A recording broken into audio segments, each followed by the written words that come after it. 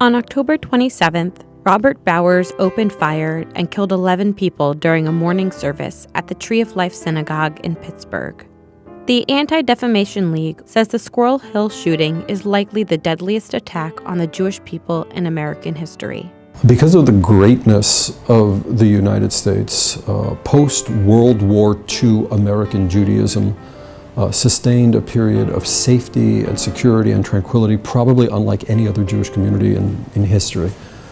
Unfortunately, this might have fostered an illusion of invulnerability in the American Jewish community. Anti-Semitism is something that never seems to disappear. It almost seems to be eternal or baked into the cake of human existence. This was an anti-Semitic act. You wouldn't think this would be possible in this day and age, but we just don't seem to learn from the past. It's that last sentence I'm curious for you to react to.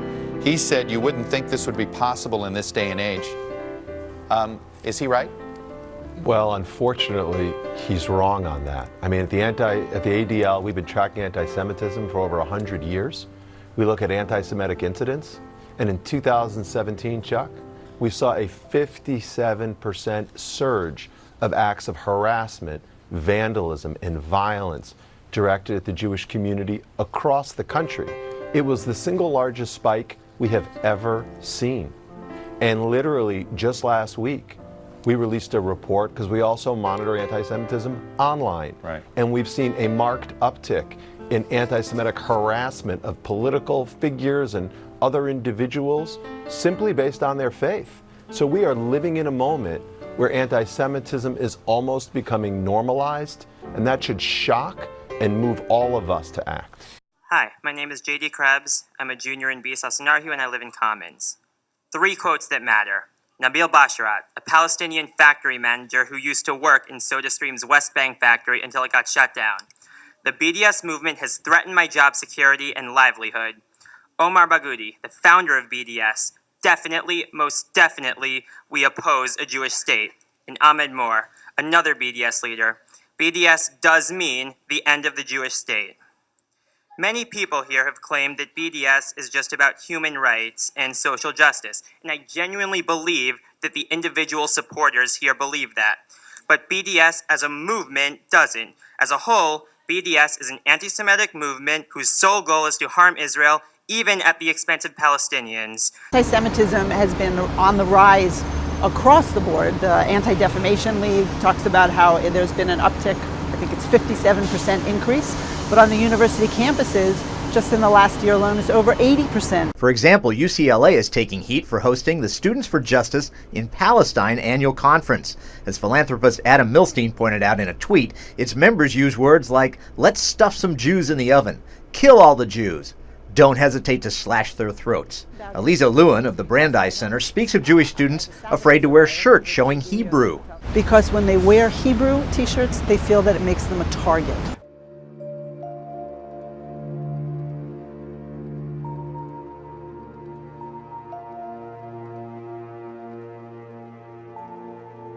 I guess starts with an email that I got on our campus listserv about Israel as an apartheid state and committing war crimes and all these terrible things. I had personal interactions with anti-Israel professors. Actually, I would say every year since starting school. Once a month, there's an anti-Israel event that happens on campus.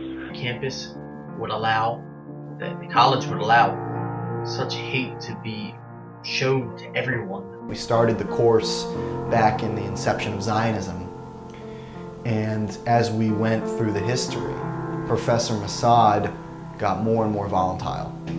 But they're saying Zionism is racism, and I said, what's racist about having a state for my people? College students predominantly only know the popular myths surrounding Israel and don't truly know the facts.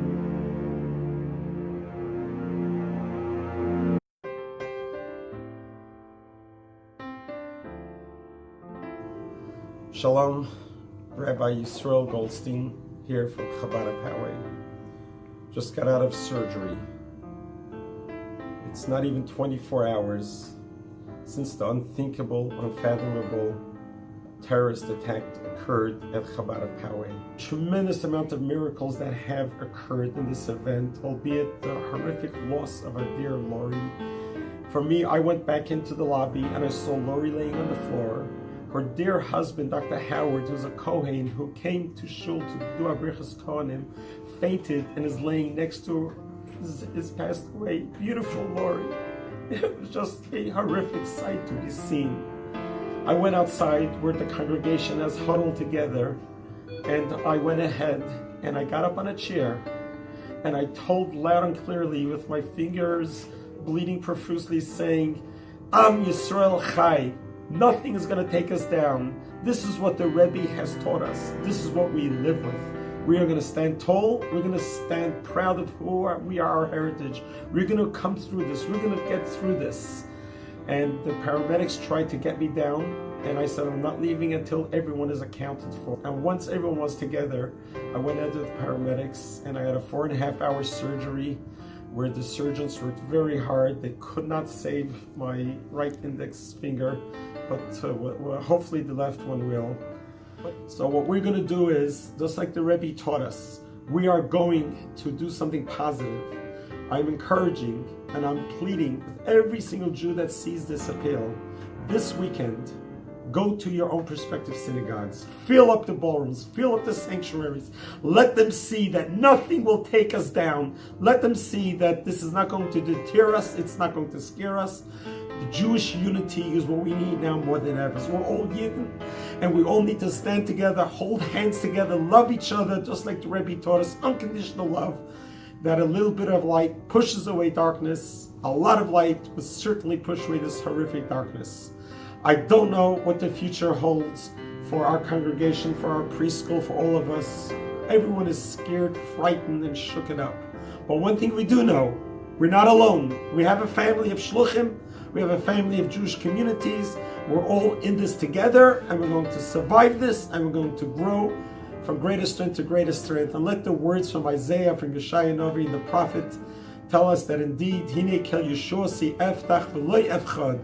We cannot be scared. We say it every Saturday night because we know the moments of Mashiach will arrive. Hashem should heal me. Hashem should heal all of us. Hashem should be comfort, consolation to Howard K., Hersh Dachem, Ben Yitzchak HaKohen, and to Chana Yehudis, that they just lost their dear wife and mother. Such a kind, beautiful person. Her neshama should rest in peace in Shemayim, and you should be reunited with the coming of Mashiach, Ben Meher B'Yameinu, speedily in our days. Amen.